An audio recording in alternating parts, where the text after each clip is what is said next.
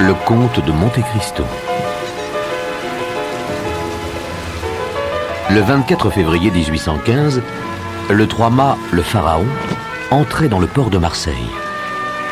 Le second, Edmond Dantès, était un jeune homme de 18 ans, grand, svelte, avec de beaux yeux noirs et des cheveux d'ébène. Il rendit compte de la traversée à son patron, l'armateur Morel. Il est arrivé un grand malheur, monsieur. Le capitaine Leclerc est mort durant la traversée. Danglars, le comptable, lui jeta un regard haineux et chuchota à monsieur Morel. Il a pris le commandement du navire sans consulter personne. Et il nous a fait perdre 1 jour et demi en faisant escale à l'île d'Elbe. Morel rétorqua. C'était son devoir comme second de prendre le commandement du navire. Il se tourna vers Dantès. Pourquoi vous êtes-vous arrêté à l'île d'Elbe? Pour obéir à un ordre du capitaine qui, en mourant, m'avait demandé de remettre une lettre au général Bertrand. Alors vous avez bien fait. Quoique cela pourrait vous compromettre. Mais je ne sais pas ce que contenait cette lettre. Je n'ai fait que respecter le vœu d'un mourant. Monsieur Morel assura Dantès de sa confiance et lui annonça qu'il le nommait commandant du Pharaon. Fou de joie, le jeune homme prit congé respectueusement. Il n'avait plus qu'une idée en tête, retrouver Mercédès, la jeune fille dont il était amoureux. Pendant ce temps, Mercédès repoussait les avances de son cousin.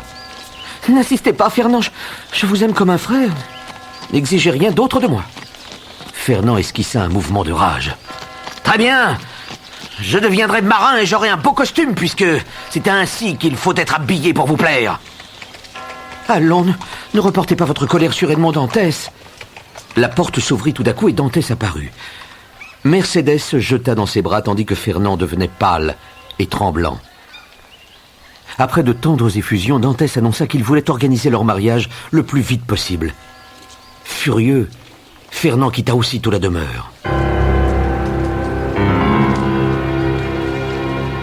Au cabaret, il retrouva ses amis Danglars et Caderousse. Danglars attisa sa jalousie.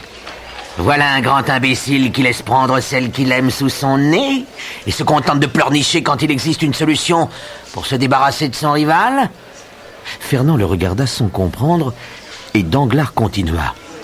Prenez donc cette plume et ce papier et écrivez. Monsieur le procureur du roi est prévenu par un ami du trône et de la religion que le second officier du Pharaon, Edmond Dantès, a fait escale à l'île d'Elbe et qu'il est porteur d'une lettre pour le comité bonapartiste. Avant de poster la lettre, Caderousse murmura. Voilà de quoi tuer un homme plus sûrement que si on l'attendait au coin d'un bois pour l'assassiner. C'était le 1er mars 1815 et le repas de noces se déroulait dans la joie. Tous les marins et amis de Dantès étaient là, ainsi que Danglars, Caderousse et Fernand. Dantès était au comble du bonheur. Dans quelques heures, Mercédès serait sa femme. 2 heures sonnèrent au clocher de l'église. Les fiancés se levèrent pour se rendre à l'hôtel de ville et les convives les imitèrent. Mais au même instant, 3 coups furent frappés contre la porte et une voix cria « Au nom de la loi, ouvrez !» Danglars et Fernand échangèrent un regard. La porte s'ouvrit et un commissaire, ceint de son écharpe, entra, suivi par 4 soldats. « Lequel de vous était Edmond Dantès ?» Le jeune homme fit un pas en avant. « C'est moi, monsieur. »« Au nom de la loi, je vous arrête !»« Mais pourquoi ?» ?»« L'interrogatoire vous l'apprendra. » Parmi les invités, l'émotion était à son comble.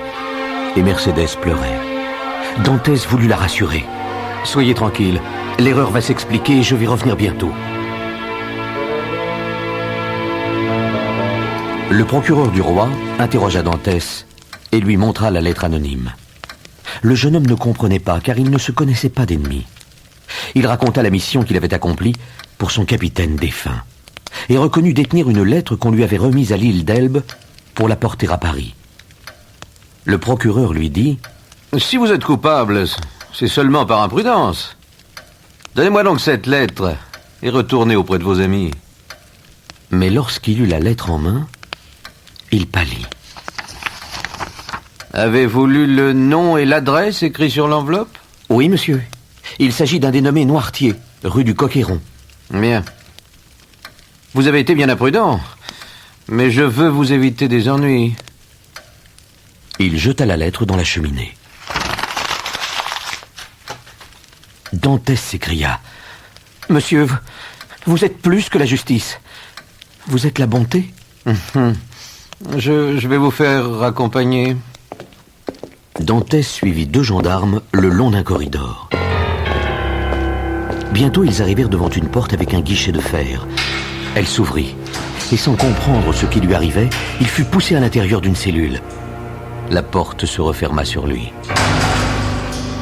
Durant la nuit, sans qu'il lui fût donné la moindre explication, il fut conduit au château d'If, une forteresse sinistre bâtie sur un îlot. Mais c'est une prison réservée aux grands criminels politiques, et je n'ai commis aucun crime. Personne ne voulut entendre ses supplications. Et il fut enfermé dans une cellule. Il hurla. « Vous commettez une erreur! Je veux voir le gouverneur !» Les jours passèrent. Dantès continuait de clamer son innocence et il irritait son geôlier qui finit par le jeter dans un cachot. « Vous allez devenir fou comme l'abbé Faria. La première année, il proposait 1 million au gouverneur pour sa liberté. »« Et vous l'avez libéré ?»« Non, on l'a mis au cachot lui aussi. L'année suivante, il a proposé 2 millions. Et l'année d'après, 3. » Le geôlier éclata de rire et la porte se referma. Dantès alla devant lui, les mains tendues jusqu'à ce qu'il sentit le mur. Alors il s'assit dans un angle et resta immobile, tandis que ses yeux, s'habituant peu à peu à l'obscurité, commençaient à distinguer les objets. Les jours passèrent, puis les semaines, puis les mois. Dantès n'avait pour distraction que le souvenir de son passé, si court. Il se cramponnait à l'idée de son bonheur détruit, sans cause apparente, par une fatalité inouïe. Près de 4 ans s'étaient écoulés, et il avait décidé de se laisser mourir de faim, lorsque tout à coup, un soir, il entendit un bruit sourd provenant du mur contre lequel il était couché. Cela dura 3 heures, puis il entendit une sorte de croulement, puis plus rien pendant quelques heures. Enfin, le grattement recommença, plus fort, plus rapproché. Il cogna contre la paroi. Si c'est un prisonnier, il craindra d'être découvert et il s'arrêtera aussitôt. Si c'est un ouvrier, il ne s'arrêtera pas pour si peu. Dès le premier coup, le mystérieux travail souterrain cessa. Dantès écouta de toute son âme. Plus rien. Le lendemain soir, le bruit recommença. Dantès n'eut plus qu'une idée, aider le prisonnier dans son entreprise d'évasion. Il se mit donc à gratter la paroi. Il ne disposait que du manche de sa cuillère et des morceaux de sa cruche qu'il avait eu l'idée de casser, et il travailla ainsi plusieurs nuits durant. Dans un moment de découragement, il s'écria « Oh mon Dieu, ne me laissez pas mourir dans le désespoir. » Qui parle de Dieu et de désespoir en même temps ?» articula une voix qui semblait venir de dessous terre. Dantès sentit se dresser ses cheveux sur sa tête. « J'entends parler un homme. Au nom du ciel, parlez encore !» C'est ainsi que Dantès fit la connaissance de l'abbé Faria, qu'on lui avait dit fou. Celui-ci se désespéra en découvrant que le tunnel qu'il venait de creuser le conduisait dans une cellule, et non pas à l'extérieur de la forteresse, d'où il avait prévu de se jeter à l'eau. Le lendemain, le tunnel était terminé, et Dantès reçut dans ses bras un homme frêle, au regard intelligent et à la longue barbe noire. L'abbé Faria avait été emprisonné pour raisons politiques. C'était un homme remarquablement instruit. À force de lire, j'ai découvert qu'avec 150 ouvrages bien choisis, on a le résumé des connaissances humaines. Ces 150 livres, je les sais à peu près par cœur. Il parlait plusieurs langues et étudiait actuellement le grec moderne. Dantès s'étonna. « On vous donne du papier? Des plumes? De l'encre ?» Je me suis fait d'excellentes plumes avec les têtes de merlan que l'on nous sert parfois. Pour l'encre, il y avait autrefois une cheminée dans mon cachot. Tout l'intérieur était tapissé de suie. Je la dissous dans une portion de vin que l'on me donne tous les dimanches, et cela fait une encre parfaite. Pour les notes, je me pique les doigts et j'écris avec mon sang. Et le papier? J'écris sur des chemises que j'ai rendues lisses comme du parchemin. Dantès voulut voir toutes ces merveilles, et il suivit l'abbé dans la galerie souterraine. Dès lors, leurs rendez-vous clandestins se firent quotidiens. Lorsque Dantès lui raconta son histoire, l'abbé Faria lui dit « Si vous voulez découvrir le coupable, cherchez à qui profite le crime. Quelqu'un était-il jaloux de votre promotion de capitaine ?»« J'étais très aimé à bord. Un seul homme m'a fait chercher querelle. C'était le comptable, Danglars. » Nous sommes sur la voie. Passons à un deuxième point. Est-ce que Mercédès était aimée d'un autre homme ? Oui, un jeune homme nommé Fernand. Mais il m'aurait plutôt donné un coup de couteau. Danglars connaissait-il Fernand ? Je les ai vus attabler ensemble dans un cabaret. Ils semblaient comploter en compagnie d'un dénommé Cadrousse. Et sur la table, je m'en souviens maintenant, il y avait un encrier, du papier et des plumes. Oh, les infâmes! Les infâmes! Voulez-vous savoir autre chose ? Je veux savoir pourquoi je n'ai été interrogé qu'une fois. Qui vous a interrogé ? Le procureur de Villefort. Et à qui la lettre de l'île d'Elbe était-elle adressée ? À monsieur Noirtier, de Paris. Pauvre jeune homme, ce Noirtier est le père de votre procureur. Il se nomme Noirtier de Villefort. C'est un conspirateur bonapartiste. Dantès crut que la foudre était tombée sur lui. Il chancela en poussant un cri et se précipita dans le tunnel. Ah ! Il faut que je sois seul pour penser à tout cela.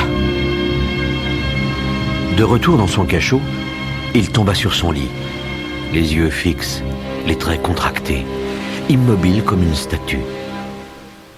Le lendemain, il avait pris une terrible résolution et fait un formidable serment. S'il sortait un jour du château d'If, sa vengeance serait implacable. Dans les années qui suivirent, l'abbé Faria lui enseigna tout ce qu'il savait. Les jours s'écoulaient rapides et instructifs. Dantès était devenu un autre homme. L'abbé Faria, en revanche, s'affaiblissait doucement.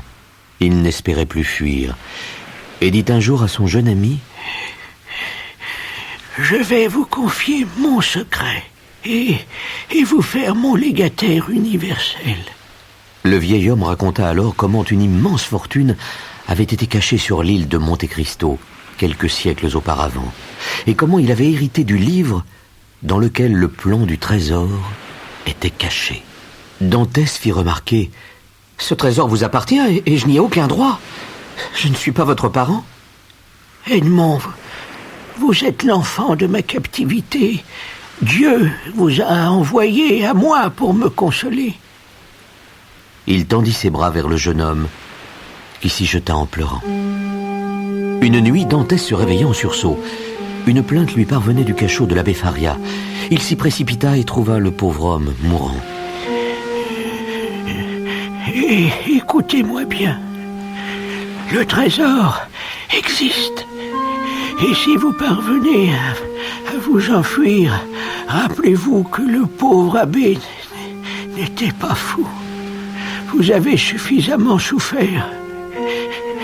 Profitez de la fortune. Adieu, adieu. Fou de chagrin, Dantès se recueillit longtemps sur la dépouille de l'abbé. Puis, entendant des pas, il se réfugia dans son cachot et attendit. Lorsque les gardiens repartirent, il retourna auprès de son ami pour prier. Son corps avait été placé dans un sac. Tout d'un coup, une idée jaillit dans son esprit. Puisqu'il n'y a que les morts qui sortent librement d'ici, prenons la place des morts. Sans perdre une seconde, il emporta le corps dans son propre cachot, le coiffa de son bonnet et le coucha dans son lit. Puis il prit sa place dans le sac, qu'il referma de l'intérieur et attendit dans l'angoisse un couteau fabriqué par l'abbé dans la main droite, le cœur battant. Les heures s'écoulèrent. Puis il entendit le pas de 2 hommes et la porte s'ouvrit. Il retint son souffle. Les hommes saisirent chacun le sac par une de ses extrémités et le transportèrent au dehors. L'air frais de la nuit l'inonda et il reconnut le Mistral avec délice et angoisse. Il s'attendait à être enterré et fut surpris de sentir qu'on lui attachait quelque chose aux pieds. Puis il fut pris par la tête et par les pieds et balancé dans le vide. Il tomba avec épouvante et comprit qu'un boulet l'entraînait. Enfin, il entra comme une flèche dans une eau glacée. L'immersion brutale étouffa son cri. Étourdi, suffoqué, il eut la présence d'esprit de retenir son souffle. De son couteau, il éventra prestement le sac. Puis, dans un effort suprême, il coupa la corde qui liait ses pieds. Enfin, il put remonter à la surface. Le ciel était aussi noir que la mer, et les vagues bouillonnaient comme à l'approche d'une tempête. Derrière lui, s'élevait la silhouette menaçante du château d'If. Quelques heures plus tard, il fut recueilli par un petit navire de contrebandiers qui ne lui posèrent aucune question. Il resta quelque temps avec eux, puis profita de leur passage aux environs de l'île de Monte Cristo pour leur demander de l'y déposer. Lorsqu'il se trouva face au rocher décrit par l'abbé Faria, son cœur bondit. Il s'était procuré quelques outils et il se mit au travail. Avec le temps, le rocher s'était profondément enfoui dans le sol et il dut utiliser de la poudre pour le dégager. Alors apparut une dalle carrée dans laquelle était scellé un anneau de fer. Il poussa un cri de joie. Ses jambes tremblaient. Il souleva la dalle et descendit par une sorte d'escalier de pierre. Suivant le plan du testament, il traversa plusieurs grottes, puis s'arrêta. Le trésor, s'il existait, était enterré là. Il attaqua le sol, et bientôt le fer de sa pioche résonna sur du métal. Une fièvre vertigineuse s'empara de lui. Le coffre qu'il déterra était divisé en 3 compartiments. Dans le premier, brillaient des écus d'or. Dans le second étaient rangés des lingots. Dans le troisième, s'entassaient pêle-mêle des diamants, des perles et des rubis. Dantès tomba à genoux et y plongea les mains. Maintenant, il fallait retourner dans la vie, parmi les hommes, et prendre dans la société le rang, l'influence et le pouvoir que donne en ce monde la richesse. Quelques semaines plus tard, Dantès débarquait à Marseille, le cœur battant. Mercédès avait disparu. Il n'apprit rien concernant Danglars, Fernand ou Villefort, mais on lui dit que Caderousse tenait une petite auberge dans la région. C'était une auberge modeste, isolée dans la campagne. Caderousse et sa femme virent entrer un prêtre vêtu de noir. Son visage était à moitié caché par un chapeau. Il dit avec un fort accent italien: « Maintenant, Bosone, êtes-vous monsieur Caderousse? Pour vous servir? N'auriez-vous pas connu un marin qui s'appelait Dantès? Oui? L'auriez-vous rencontré? J'ai été appelé sur son lit de mort en captivité. Elle m'a chargé d'éclaircir son malheur et de réhabiliter sa mémoire. Elle m'a dit, j'avais un fiancé, Mercédès, et 3 bons amis, Danglars, Fernand et Caderousse. Un compagnon d'infortune dont j'avais pris soin pendant son maladie m'a laissé un diamant estimé à 50 000 francs. Vous les vendrez, vous ferez 4 parts, et vous le donnerez à mes amis. Le prêtre montra le diamant, et Caderousse et sa femme ouvrirent des yeux pleins de convoitise. L'aubergiste sembla hésiter, puis déclara: « Je dois vous détromper sur ses amis, car ce sont eux qui l'ont dénoncé comme agent bonapartiste. » Mais que sont-ils devenus? Danglars est devenu banquier et baron. Il a épousé une veuve, Madame de Nargonne. Quant à Fernand, après une carrière faite de compromission et de trahison, il a été général au service du pacha de Janina. Puis le pacha a été tué, lui laissant une somme considérable. Aujourd'hui, il est devenu comte de Morcerf et vit somptueusement à Paris avec son épouse, Mercédès, et leur fils Albert. Le prêtre maîtrisa son émotion et continua son interrogatoire. Et monsieur de Villefort, qu'est-il devenu? Bon, il a fait un beau mariage et a quitté Marseille. Aujourd'hui, il est riche et considéré. Moi, seul, je suis resté pauvre et oublié de tous. Alors, prenez ces diamants et qu'ils vous profitent comme vous l'avez mérité. Tremblant et bouleversé par une telle fortune, les aubergistes regardèrent le prêtre s'éloigner sur la route. Ils firent venir un bijoutier qui accepta d'acheter immédiatement le diamant, car il avait juste la somme d'argent sur lui. Jamais le couple n'avait vu autant de richesses en une seule fois. Au moment où le bijoutier prenait congé, un violent orage éclata. La femme de Cadrousse proposa d'une voix mielleuse. « Oh, vous n'allez pas retourner par ce temps-là? Restez donc. Nous prendrons soin de vous. » Le bijoutier accepta, soupa et alla se coucher. Un homme avait assisté à la scène. C'était le contrebandier corse Bertuccio, qui avait l'habitude de venir se cacher à l'auberge en cas de besoin. Depuis l'arrivée de l'abbé Busoni, il était resté dans une soupente attenante à la salle à manger. Il avait attendu que son ami Cadrousse fût seul, puis il s'était endormi. Dans la nuit, il fut réveillé par 2 coups de feu, puis un bruit de lutte et des cris étouffés. Enfin, il entendit les pas d'un homme qui s'enfuyait. Il s'élança dans l'escalier et découvrit le corps de la femme de Cadrousse, tuée de 2 balles de pistolet, puis celui du bijoutier lardé de coups de couteau. À cet instant, les gendarmes firent irruption dans l'auberge et l'arrêtèrent. Il cria « Ce n'est pas moi! Faites chercher un abbé italien, non mais bisogni! Son témoignage, 1903! »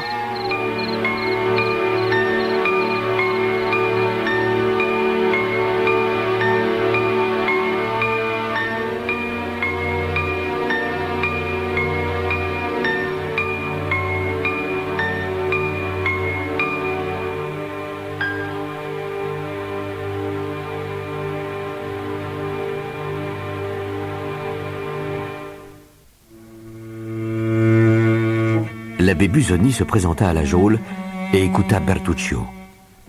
Puis il parla en sa faveur et le fit libérer. Dans les jours qui suivirent, Cadrousse fut arrêté. Plein de gratitude et persuadé de se confier à un homme d'église, Bertuccio raconta. Il y a presque 20 ans, j'ai déclaré la vendetta au procureur de Villefort, que je jugeais responsable de la mort de mon frère. Il prit peur et partit s'installer à Versailles, mais je l'ai suivi. Je le guettais nuit et jour, attendant mon heure. Je découvris ainsi qu'il avait pour maîtresse une jeune veuve, Madame de Nargonne, à qui il rendait visite dans sa maison d'Auteuil. C'est là que je l'attendis un soir pour le tuer. J'étais caché dans le parc lorsque je le vis sortir de la maison. Il tenait une bêche dans une main et un petit coffre dans l'autre. Il jeta des regards alentour et se mit à creuser auprès d'un massif. Je m'élançai sur lui et lui enfonçai le couteau dans la poitrine en criant « Moi, Giovanni Bertuccio, je prends ta vie pour celle de mon frère et ton trésor pour sa veuve !» Il tomba sans un cri et je m'enfuis en emportant le coffre. Je courus jusqu'à la rivière et m'y arrêtai pour contempler mon trésor. Quelle ne fut pas ma stupeur en découvrant un nouveau-né enveloppé dans un linge.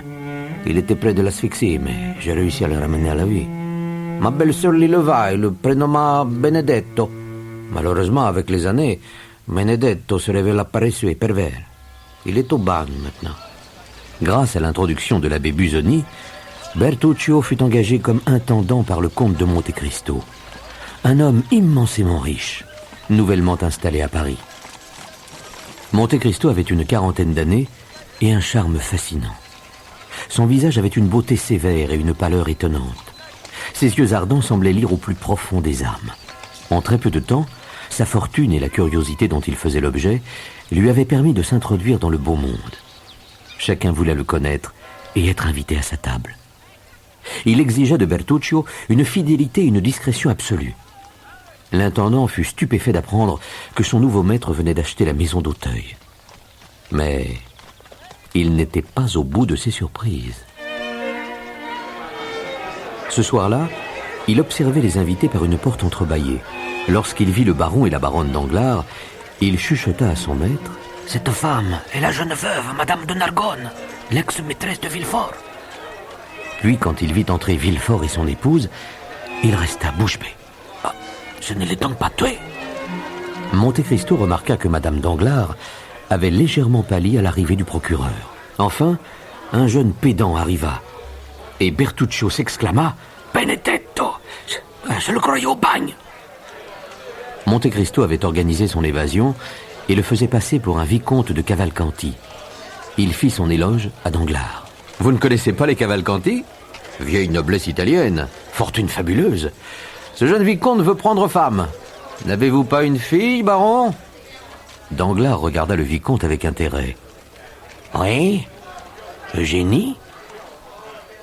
À la fin du repas, Monte Cristo raconta.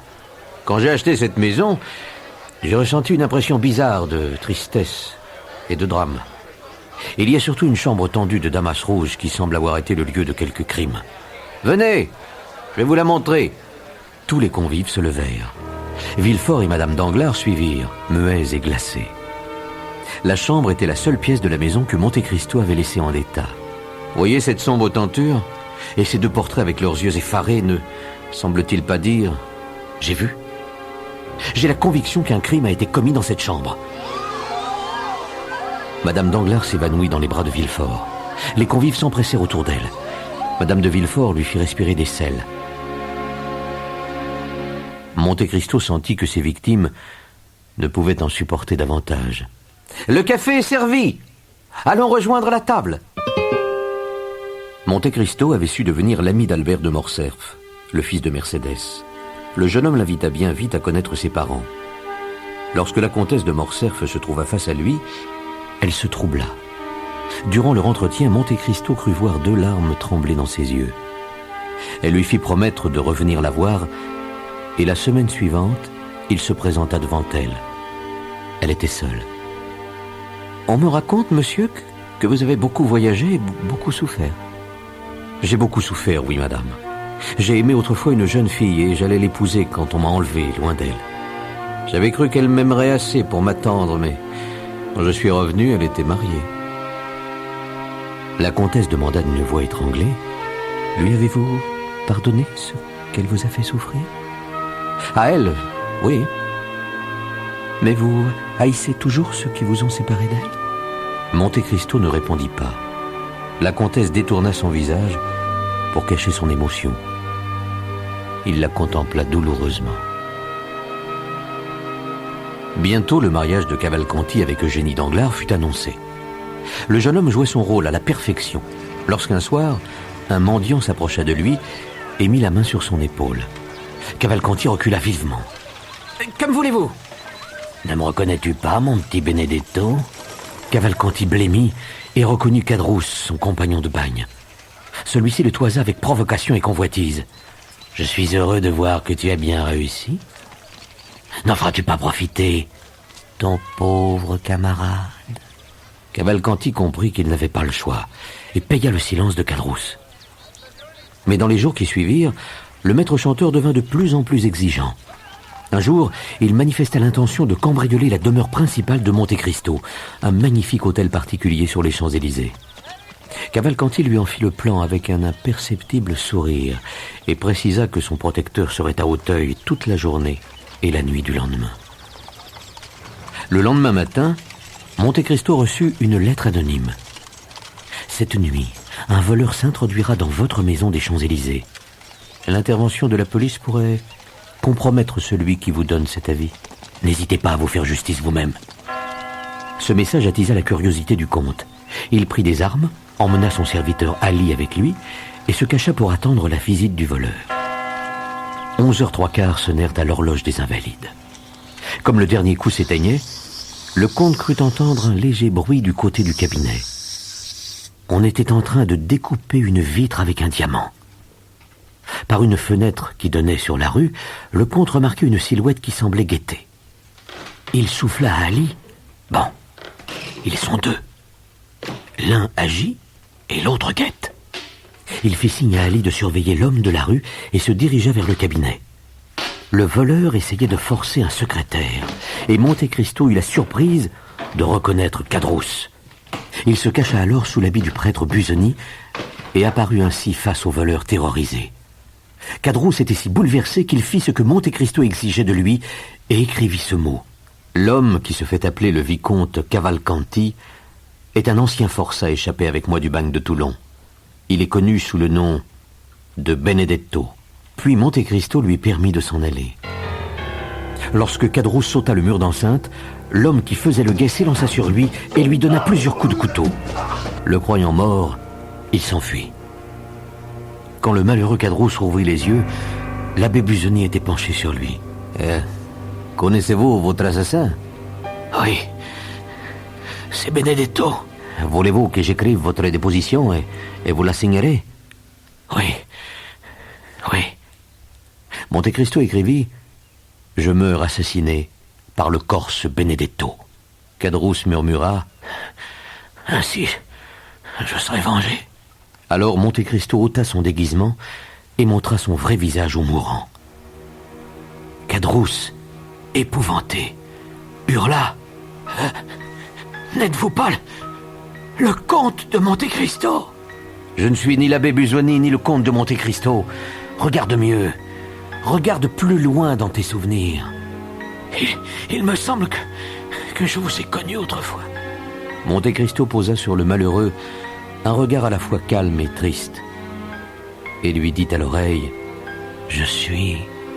Ses lèvres entr'ouvertes laissèrent filtrer un nom.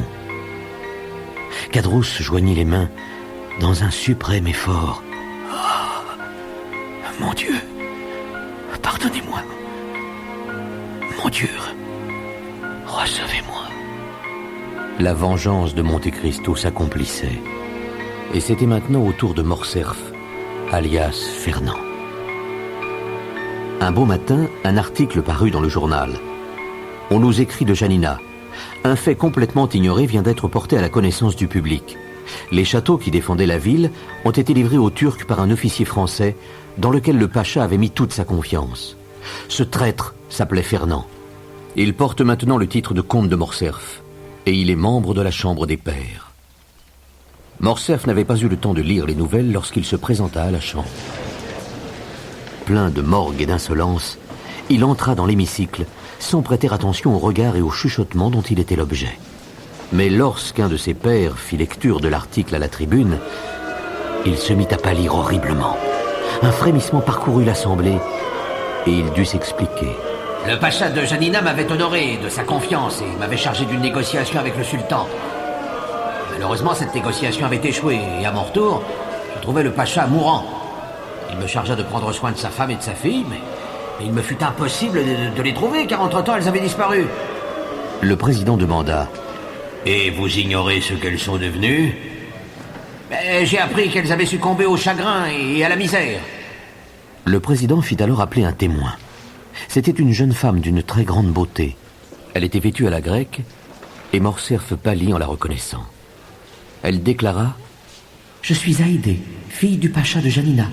Non seulement le comte de Morcerf a trahi mon père, mais il nous a vendu, ma mère et moi, à un marchand d'esclaves de Constantinople. » Le président demanda « Pouvez-vous prouver ce que vous dites ?»« Voici l'acte de ma naissance, et voici l'acte de la vente qui fut faite de ma personne et de celle de ma mère à un marchand arménien. » Un silence lugubre succéda à la lecture de l'acte.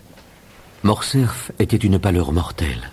Le président demanda encore « Comment êtes-vous venu à Paris ?»« J'ai été acheté par le comte de Monte Cristo, qui a pris soin de moi et m'a rendu ma liberté. » Tous les regards étaient maintenant fixés sur Morcerf, dont le trouble confirmait le témoignage d'Haïdé. Il se leva brusquement et sortit de la salle comme un fou. Son pas retentit lugubrement, suivi bientôt du roulement de la voiture qui l'emportait au galop. Lorsqu'Albert de Morcerf découvrit que son ami Monte Cristo était l'instigateur du scandale qui avait déshonoré son père, il le provoqua en duel. Alors Mercédès rendit visite au comte pour le supplier d'épargner son fils. « Edmond, si vous avez à vous venger de quelqu'un, c'est de moi, qui ai manqué de courage face à votre absence et à mon isolement. » « Vous ignorez pourquoi j'ai été emprisonné, madame ? La veille de mon mariage, 3 hommes ont écrit une lettre de dénonciation contre moi. L'un d'eux était Fernand. Je suis resté 14 ans dans un cachot du château d'If. Et chaque jour, j'ai renouvelé le vœu de vengeance que j'avais fait le premier jour. Pourtant, j'ignorais que vous aviez épousé mon dénonciateur. » Mercédès tomba à genoux. « Pardonnez, Edmond, pardonnez pour moi qui vous aime encore. » Monte Cristo s'élança au-devant d'elle et la releva. « Que je n'écrase pas cette race maudite ? Impossible. »« Alors vengez-vous sur les coupables, sur moi, sur lui, mais pas sur mon fils. » Monte Cristo sentait ses résolutions faiblir devant la douleur de Mercédès. Elle supplia tant et tant qu'il finit par s'écrier « Vous voulez que votre fils vive ? Eh bien, il vivra !» Lorsqu'il se rendit sur le lieu du duel le lendemain matin, Monte Cristo était décidé à se laisser tuer. Mais Albert déclara devant les témoins assemblés « Monsieur, Je vous reprochais d'avoir divulgué la conduite de monsieur de Morcerf en Grèce, car je ne croyais pas que vous eussiez le droit de le punir. Depuis, j'ai appris que vous aviez ce droit. Votre justification, c'est sa trahison et les malheurs inouïs qui ont été pour vous la conséquence de cette trahison. Je proclame bien haut que vous avez eu raison de vous venger de mon père. Et je vous remercie de n'avoir pas fait davantage. Bouleversé, Monte Cristo serra la main tendue. En rentrant chez lui, il trouva le comte de Morcerf qui l'attendait. Si mon fils est assez lâche pour ne plus vous regarder comme un ennemi, moi, je vous regarde comme tel. Êtes-vous prêt à vous battre jusqu'à la mort de l'un de nous deux? Monte Cristo dit lentement, « Je suis prêt. » Vous semblez bien connaître mon passé et moi, je ne sais pas qui vous êtes. Avant de vous enfoncer mon épée dans le cœur, je veux connaître votre vrai nom. Monte Cristo pâlit d'une façon terrible. Il bondit dans sa chambre, ôta sa redingote, se vêtit d'une petite veste et d'un bonnet de marin. Il revint ainsi effrayant, implacable. Morcerf chancela. Edmond Dantès! Moins d'une heure après, le comte de Morcerf se logeait une balle dans la tête. Quelques semaines plus tard, le grand salon du banquier Danglars était plein d'une foule parfumée. On allait célébrer le mariage d'Eugénie et du vicomte Cavalcanti lorsqu'un commissaire ceint de son écharpe et accompagné de plusieurs gendarmes s'avança vers le banquier. « Lequel de vous s'appelle Andrea Cavalcanti ?» Danglars s'interposa. « Que lui voulez-vous ?»« L'homme qui se fait appeler Andrea Cavalcanti est un forçat évadé du bagne. En outre, il est accusé d'avoir assassiné Cadros, son ancien compagnon de chaîne. » Le visage de Danglars se décomposa. Son épouse s'évanouit. Cavalcanti était tremblant de peur. Dans sa prison, ce dernier reçut la visite de Bertuccio, qui lui révéla la vérité sur ses origines. Il en fut tout gonflé d'orgueil. L'affaire Benedetto avait fait grand bruit. Le jour du procès, tout le monde se pressait à la cour d'assises. La salle d'audience ressemblait à un salon. Benedetto paraissait très à l'aise. Lorsque le président lui demanda ses noms et prénoms, il répondit « Je vous serais obligé de passer aux questions suivantes. Je répondrai plus tard à celles concernant mon identité. » L'Assemblée manifesta sa surprise. Le président continua. « Puis-je vous demander votre âge ?»« Je suis né dans la nuit du 27 au 28 septembre 1817. » Villefort s'arrêta de prendre des notes et leva la tête en entendant cette date. « Et où êtes-vous né ?»« À Auteuil. » Villefort devint livide. Le président poursuivit. « Quelle profession exercez-vous ?»« J'étais faussaire, puis voleur. Récemment, je me suis fait assassin. » Et maintenant, êtes-vous disposé à nous dire vos noms et prénoms ? Je ne puis vous dire mon nom car je ne le sais pas. Mais je sais celui de mon père. Villefort se mit à transpirer à grosses gouttes. Le silence le plus absolu régnait maintenant dans la salle. Benedetto reprit. Mon père est procureur du roi. Il se nomme Villefort. Benedetto raconta les détails de sa naissance devant une salle médusée et choquée. Écrasé par la fatalité, Villefort avoua tout et sortit de la salle en vacillant. Il rentra chez lui, hagard et désespéré. Monte Cristo l'attendait. « Ma vengeance est assouvie. Vous m'avez payé votre dette. » Villefort le regarda sans comprendre. « Mais que vous ai-je fait ?» Cherchez dans vos souvenirs. C'était il y a 23 ans. « Qui êtes-vous ?» Je suis Edmond Dantès. Anéanti, Villefort s'effondra. Toutes ces épreuves avaient ébranlé sa raison. Lorsque Monte Cristo le quitta, il était devenu fou. Monte Cristo rentra chez lui. Bertuccio l'y attendait. « Prépare les bagages. Je quitte Paris demain. N'avez-vous plus rien à y faire, maître ?»« Non, et Dieu veuille que je n'y ai pas trop fait. » Danglars fuyait en Italie. L'arrestation de Benedetto Cavalcanti avait ruiné son crédit déjà fortement entamé. Il s'était lancé dans des spéculations hasardeuses pour se renflouer, mais cela n'avait fait que précipiter sa chute. Alors, emportant tout ce qu'il avait pu sauver de sa fortune et abandonnant sa femme et sa fille, il avait résolu d'aller recommencer sa vie à l'étranger. Mais sur une petite route de campagne, des bandits le kidnappèrent et l'enfermèrent dans une cellule souterraine. Il y passa plusieurs mois devant payer sa nourriture à prix d'or.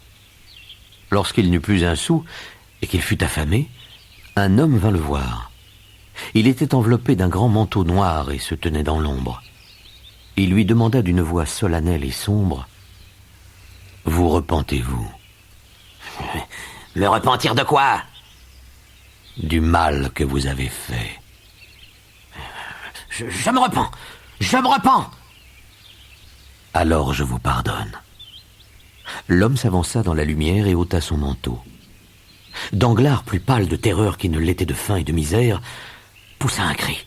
« Le comte de Monte Cristo !»« Je ne suis pas le comte de Monte Cristo.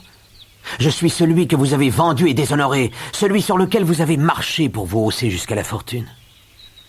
Je suis Edmond Dantès. » Danglars tomba prosterné. Dantès le fit libérer et le banquier fut abandonné sur une route de campagne. Il se traîna au bord d'un ruisseau car il avait soif. En s'y baissant pour boire, il s'aperçut que ses cheveux étaient devenus blancs. Il était 6 heures du soir et l'on commençait à sentir cette brise légère qui rafraîchit les côtes de la Méditerranée. À la proue d'un yacht, Monte Cristo se tenait en compagnie d'Haïdée. « Demain, tu reprendras dans le monde la place qui t'est due. Je ne veux pas que ma destinée obscurcisse la tienne. Tu es la fille d'un prince. Je veux te rendre les richesses et le nom de ton père. » Les yeux d'Haïdée se voilèrent. D'une voix que les larmes rendaient rauque, elle se soumit à la volonté de Monte Cristo. Il fut bouleversé par son chagrin. « Mon Dieu, Haïdée, serais-tu malheureuse de me quitter? Tu m'aimes donc? » « Oh, oui, je t'aime. Je t'aime comme on aime sa vie. » Qu'il soit donc fait selon tes désirs. Ton amour me fera peut-être oublier ce qu'il faut que j'oublie. Je n'ai plus que toi au monde. Par toi, je me rattache à la vie. Il prit la jeune fille dans ses bras et sentit une sérénité presque surhumaine l'envelopper comme une auréole. Toute la sagesse humaine est dans ces 2 mots.